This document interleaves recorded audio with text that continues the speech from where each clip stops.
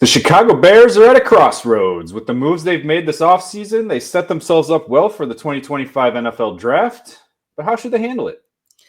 Tonight, we break down the three biggest draft strategies that they can take, and we put them to the test in a head-to-head battle of mock drafts. Which one comes out on top? Let's find out. Let the battle begin now on this episode of the Hallis Huddle.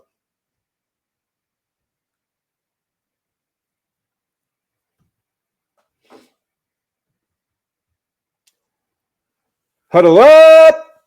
What's up, Hallis Huddlers?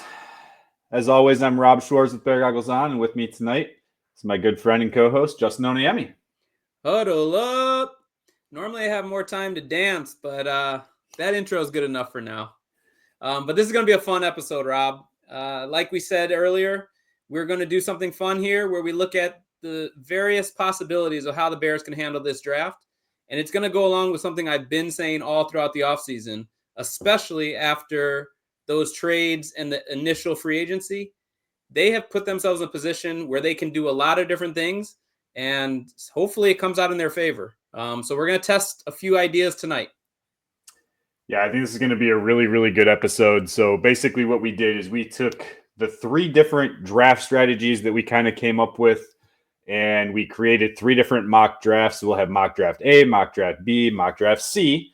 We're going to quickly go through those. We're not going to really touch on players too much tonight. It's really going to be more about positions. We'll touch a little bit, but not like in-depth detail. And then we're going to see which one kind of plays out the best. So what we want from you is obviously right now, hit the subscribe button if you're not a subscriber. Hit the like button if you like what we're talking about. Hit the like button if you want the Chicago Bears to knock this draft out of the park. And then we want you to comment. We want you to go in the comment section after we get done with the episode. I want you to go in there and vote. Which draft do you think is best, A, B, or C? So one more thing. We only did the first 3 rounds of each, and we kind of left rounds 4 through 7. The later it gets in the draft, those are dart throws anyway. But we just want to see how can each of these drafts set up with 3 different strategies. But there will be a full draft on April 6th. There will be a full draft on April 6th. Justin, can you tell us a little bit more about that one? Absolutely, Rob. So on April 6th, hey, Hallis Huddlers, this isn't just Rob, Justin, and Bob. You are a part of this. It will be live. So we're going to live stream April 6th, next Sunday, April 6th, 8:30 p.m. Central Time. And please join because you'll have a say. Now, that's a really busy weekend for me, Rob. I'm actually traveling, so I'm going to try to get on there. If I can't, I'll be in the comments just like the rest of the huddlers. You can put in your ideas. When we get to a crossroads, you'll have some say in how the Bears take that mock draft. Yeah, what's nice about that, though, is, Justin, is even if you're not verbally on the show, we know that your comments in the comment section are going to be valued just as much. That's right. So I'm looking forward to that. But, hey, let's dive into what we got in front of us here, Rob. Yeah, so first up, we're just going to quickly break down the draft strategies that we had for each of these mock drafts. So mock draft A, we're going to stick at number 10, trade back into the first. Mock draft B, we're going to trade up for who we think could be a stud. And then mock draft C, we're going to trade back from the 10 spot and see what we can end up with. There's a little twist. Well, you already kind of mentioned it for A, and you've been mentioning it and getting in the comments with Hallis Huddlers. They might be able to guess who that stud is for B. But when it's all said and done, let's see which one we like the best. Yeah, let's just get right into it. So let's start right away. Mock draft A, remember, we're sticking at 10, but then we traded back into the first round. All right, so at 10 in this particular draft, Ashton Jeanty, was available. And I've been saying this a little bit in the comments with people. To me, if they stick at 10, it's got to be to get a guy they really are excited about. Or otherwise, you'd want them to trade back. But I keep saying you have to have a partner to trade with. But if Jeanty's there, I don't think they should feel bad about it. Now, by taking Jeanty, you are ignoring the trenches, which is another popular thing people keep saying they need to address at 10. But as you see there, we got aggressive. The Bears have a lot of capital in this draft. 4 picks in the top 72. So 39, 41, and 72. we were able to package 39 and 72 to get back into day one and get Josh Connerly.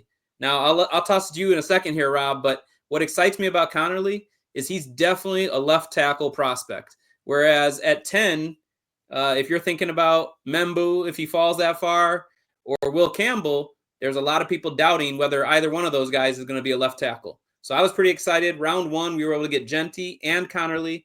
And in the details of that trade, Bears also were able to get another 4th round pick back as well. Yeah, I think that getting that 4th round pick was really important. And, again, you had to give up your pick at 39 just to get back in. You had to give up your 3rd round pick just to get back in. But I think that trade down in the 2nd round, like having that pick at 41. Now, the key is you had to find 2 trade partners, right? So that could be really tough. You alluded to that. Connerly is one of my high upside guys. And obviously the Bears are interested in him. They have him slated as a top 30 visit. So I think that definitely is important here. But you're getting 2 really, I would say, decent defensive players here in Omar Norman-Lott on the defensive tackle side. I think he's definitely a better prospect than Zach Pickens was coming out. Different player, more of a nose tackle, but does have some pass rush ability. And Jordan Burch is one of those guys. I think he's just like a developmental, high upside type guy. Like if you can get him in the 3rd round, he's a true 4-3 defensive end for me. He doesn't have as much bend as some of these other guys, not as many pass rush moves as the other guys, but he's definitely one of those players that if by chance he can develop those tools, he could end up being a 6 to 8 sack guy every year for you. So to get those 4 players, and I didn't even touch on Jeanty. When it comes to Jeanty, I mean, when you're picking someone at 10, you need to take a guy who you are going to actually see on the field consistently. Immediate impact. And that's where I struggle with some of these guys who, are high upside guys, but like Kelvin Banks, like, is he truly going to take over the left tackle spot? I don't know. Will Campbell, is he truly going to take over the left tackle spot? He's not going to take over the inside lineman spots to his rookie year. So do you have the upside here as a team that needs to come back and rebuild to keep those guys off the field at your 10, picking in the 10th spot? That's where I struggle with there. So at least with Jeanty, you're getting an actual guy who you can hang your hat on and say, look, you can walk away from this draft and just be like, look, we got one of the top 5 players in the draft. Yeah. And it doesn't matter what the rest of the draft looks like. So in a lot of drafts where we don't end up taking Jeanty, pick 39 and 41 or 72, one of those 3. But I've been targeting 39 and 41 to get a halfback. But because you already got a guy you're super happy with at halfback, then that allowed the Bears to have the flexibility to deal 39 and 41. And as you said here, both those defensive players are going to be guys you could fit into a rotation. I don't think either one of them is going to come in and just right away take things over, but you're going to get production out of them now, and you hope they can build into the future. So again, we only did first 3 rounds, but you look at that right there, you got to be happy with that. Connerly can already be competition for Braxton Jones. And if they don't decide to hold on to Braxton Jones, this is his last year, Connerly could step right into that role in year 2. Yeah, and I'm okay with doing that at the 26th spot. Exactly, not at 10. Exactly. All right, let's move on to mock draft B. This is the one where we're going to have to trade up for a stud. Yeah, we're trading up for a stud. And guys, we traded up for Abdul Carter. Now, there is the comments are going to blow up, Rob. There is a small chance, a very small chance, that you could see Carter drop to 3 or 4 in the 2025 NFL draft. Look, Cam Ward is locked in at number 1, right? Like it is 95% chance, I think, is what the percentage would be right now for Cam Ward to go to the Tennessee Titans at number 1. Number 2, look, it could be Abdul Carter to the Browns. It could be Travis Hunter to the Browns, who I think is an elite player, elite prospect. Look, it could be I don't know what they're doing. I don't know what they're doing at quarterback. Yeah. Right. So it could definitely be Shedeur Sanders. I know that they're not like making it really known that they're interested in him, but they have no money. There's no one left in free agency. Carson Wentz, is that really who you think is going to get you over the hump? I don't know about that. So could it be Shedeur Sanders is that guy at number 2? Definitely could be. Then you get to 3. Russell Wilson is now there in New York, so And they're Jameis not. Winston. Yeah, the chances of them taking Shedeur Sanders kind of went way, way down, right? I don't think that's going to happen. However, look, if Shedeur Sanders goes 2, look, Travis Hunter could be there at 3. Abdul Carter goes to 4. Now, the key here, and look, we got him at 4. It happened in our mock draft simulator. I ran it a few times. I wanted it to happen. I think I ran it 12, 13 times, and it finally worked out that way. It's a possibility. It could be only a 5% possibility, but it's a possibility, guys, and that's what matters. We don't know what's going to happen in this draft in a lot of areas, except for Cam Ward. But it's going to cost a lot. It's going to cost a lot. Now, getting to 3 is going to cost you more, but if it gets to that 4 spot, it's only 500-ish points to move up from 10 to 4. The thing is, it's what the other team's willing to take for it. Chicago Bears are overpaying with this draft. They gave up the 10. They gave up their first pick in the second round at 39. They gave up their third rounder. However, they got the other third rounder back. So it was almost just like a swap. Yeah, they just moved back. Not a big deal. Now, they do have to give up a 2026 third in order to get over the hump. I want to say the points ended up being about 80 points in New England's favor. I don't know if that's enough. It might even take a 2026 second rounder. We'll talk about that on the recap. But you got Abdul Carter. You move into the second round. You still have that pick at 41. You trade back, collect some more picks. Yeah. And you get a second round running back who has potential to be a end of the first round running back in Travion Henderson. I would absolutely love the outcome of this. I mean, maybe I'm giving this away. But Tate Ratledge in the third, hello, sign me up. Isaiah Bond, we've talked about him enough, but he's one of my favorites. And I literally just played the NCAA game against my son, who was Georgia. I ended up losing because I put in Archie Manning and I threw a couple too many pick sixes with him. But Isaiah Bond is an amazing player, not just in a video game, but in real life. So we had to wheel and deal to make some things happen, but we know Ryan Poles is not opposed to that. And you got probably the best player in the draft. You got a player who fills a need that you currently do not have. I mean, I really like Montez Sweat, but he is not a pass rush specialist. I mean, he can get you 8, maybe 10. I mean, he led 2 teams in sacks, but those were 2 pretty bad teams with pass rush that year. And so getting Abdul Carter, it almost feels like, hey, anything else after that is a cherry on top, but you still got a halfback that you can pair with DeAndre Swift. You still address the trenches on the other side of the ball, and you still got a wide receiver 3 who you are excited about who might be able to stretch the field. Not to mention, in all of these scenarios, what you still have coming in the 4th round. And you hope to hit on some of those. But this looks good, man. I mean, I'm not going to tip my hand yet either, but this was solid. Well, and like you said, if it's a 2022 second, to me, that's not enough to say no. Right. So let's get into mock draft C, where I think we're going to see even more names taken off the board. And that might excite people, I think, enough. But if you recall, mock draft C, we are moving back from 10. Let's see what happens there. So I already said I'm not going to tip my hand, but even the excitement of getting a guy as potent as Abdul Carter, I look at this as a really, like you said, maybe there's only a 5% chance you even can pull that off. But this looks realistic to me as something you could do. And I'm quite excited by the names you see here. So let's start with trading back to 20. So Josh Simmons dealt with a major injury last season, and that is what made his stock fall. Had he not been injured, you might have had to take him at 10, let's say, or he wouldn't even be there at 10 for you. Right. So trading back, you get a guy like Josh Simmons who can be competition for Braxton Jones right away, can fill in next year if you decide to move on from Braxton Jones and now have a guy on a rookie deal.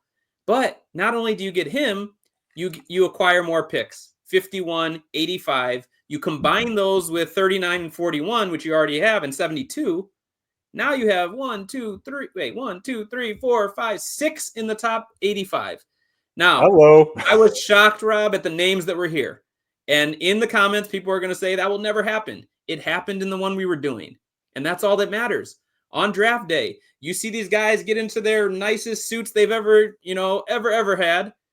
And pick after pick after pick goes by, and it starts to get embarrassing that they're in that green room, which will be in Green Bay, I believe, this year. But anyway, that's neither here nor there. Omarion Hampton should not fall to 41. But if he does, we're scooping him up. 100%. In fact, we could have taken him at 39, but that's a very exciting prospect right there. Nick Amanwari, a safety, huge guy, but still has blazing speed. Basically, they said he's like DK Metcalf on defense. So that was kind of like, whoa, he's a first-round talent, and he's there at 39. We scoop him up. Omarion Hampton's still there. We're taking him too. Those are only 2 picks apart. So I think we got 2 steals right there in the second round. Landon Jackson's a guy we did talk about, I believe, in a previous episode. But addressing the trenches on both sides of the ball, like we said, is important. And we did that both with Landon Jackson and with TJ Sanders, who's a prospect I know you're very excited about, Rob. And even tight end. People didn't love when we went for Warren with a slight trade back in one of our mocks.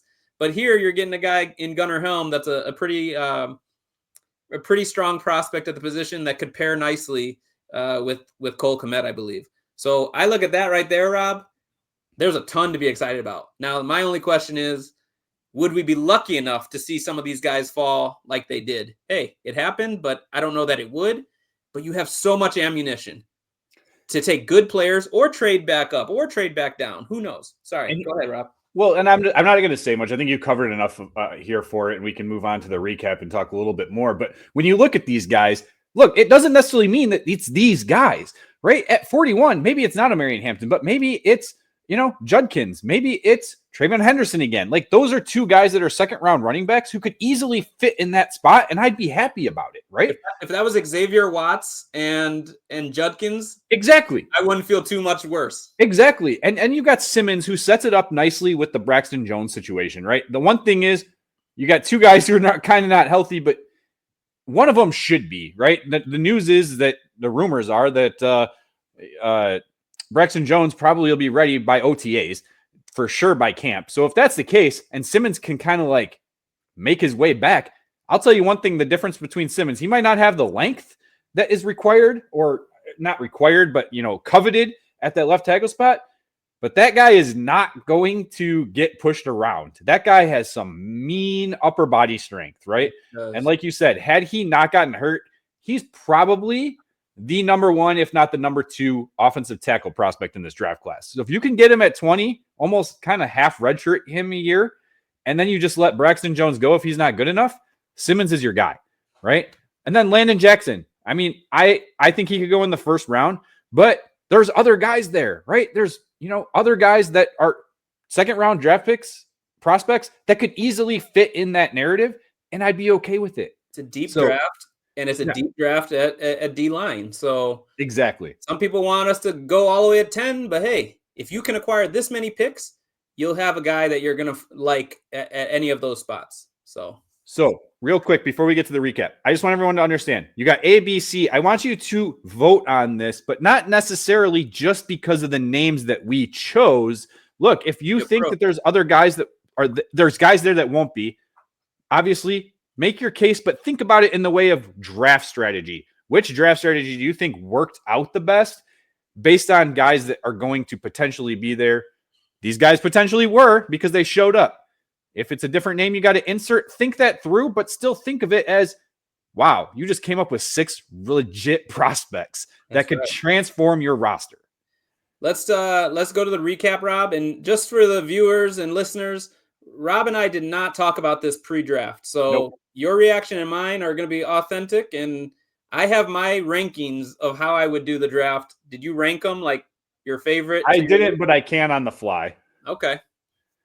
Well, do you want me to go first? Yeah, since you have yours ranked. We'll see if mine matches. All right, here we go. I don't think they will, based on something you said earlier. Okay. For me, I'm going C as my favorite, A, and then B. Yeah. And partly because, as you kind of pointed out, you had to run the simulator 13, 14 times for us to do it. We're not just saying trade up for anybody. I mean, really, it was for Abdul Carter. Maybe you could make a similar argument for Mason Graham, although I don't really think that would be. I wouldn't. I would for Travis Hunter. I would for Travis Hunter. all right, so maybe there's one or two guys you would do it for, and who knows? You would have to have a willing partner. Who's to say the Patriots don't say we want a 1 next year? Now that's a whole nother equation. So for me, I just kind of took that one off the board. They might also see Abdul Carter and say, screw you, get out of here. We're taking him. Yeah, absolutely. So I kind of put B to the end. And as for A, it kind of worries me that the Bears could be on the clock at 10 and not want to make a pick, but not have a trade suitor. So that's why, but I look at C, you're getting the best of it all. You're getting a high quality guy at 20. In this draft, the difference between the guy you take at 10 and the guy you take at 20 might not be that big, but look at how much else you were able to get. And so we know not every draft pick hits. You want your first rounders to hit. You want your second rounders to hit, of course, and you still don't see them all hit. But now you're getting 6 bites at the apple, and you still have picks in the 5th round or wiggle room to still move up for a guy that you think is a hidden gem. So I look at C as when we say build through the draft, we're really excited about trading for a guy like Tooney and Jackson, but you still do want to build through the draft. You want guys on a rookie contract, especially when you have to start paying Caleb Williams, that are going to be uplifting the team, because it's not a one-man show. He's a huge part of this, but you want to build a strong team around him, and I think C gets you on the right path. So I go C, A, B. All right. So I'll rank mine first. I think I hinted at it already, but B is clearly my number 1 on the board here. C would actually be number 2 for me. A would be number 3 for me. I'm not a huge drafting or running back that early, even though I love Ashton Jeanty, and you are getting a guy that you can hang your hat on, walk away, be like, look, we did our part. You can't give us a bad draft grade because we walked away with one of the best running back prospects ever. Yeah. I know it's a smaller competition, but you look at his numbers and it's literally ever. Like, I think Barry Sanders is the only one that has better efficiency statistics than Ashton Jeanty. So again, I'd be happy with it, but my guy, Abdul Carter, is the number 1 player on my board. I don't care that the percentages might only be 5% chance of it happening. Make it happen. If he starts to fall, and I would be willing to go all the way up to 3. They have Brian Burns that they traded for in New York last year. I don't know if Abdul Carter and Brian Burns can really work the field together. They're kind of a similar player in that sense. So to me, even if you have to go up to 3, as long as you're not giving up your 2026 first, you're giving up a 2026 second, I'm fine with it. And you're keeping one of your 2 seconds this year. And if you can do that, do it. Because I would absolutely love to walk away with Carter and a Henderson type and an interior lineman who could replace one of your older veterans in the next year or 2, and a wide receiver who can stretch the field. I don't care about the names per se in those last 2 to 3 players there. Abdul Carter is what makes this draft for me. He is the best prospect by far, other than Travis Hunter in this draft. They are by far above everyone else for me. And that player right there makes that defensive line so much better. And we just saw the Philadelphia Eagles manhandle the Kansas City Chiefs. Why? Because of their defensive front. Give me the defensive front, please. That's it.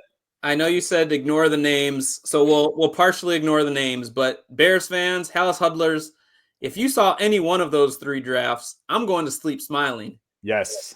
And let me just say one more thing if I forgot to say it. Josh Connerly in that draft A is a big pick for me. I feel like if he didn't get blown up the way he did at the Senior Bowl by Mike Green, he wouldn't even be at 26.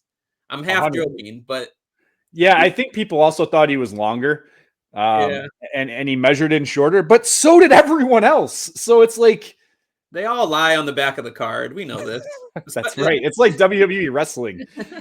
And then real quick on C, and then we can just remind everyone to vote. But draft C here for me. I love the idea of moving back. I love the idea of, like you said, you're truly building through the draft. And that's what, in my opinion, good teams do.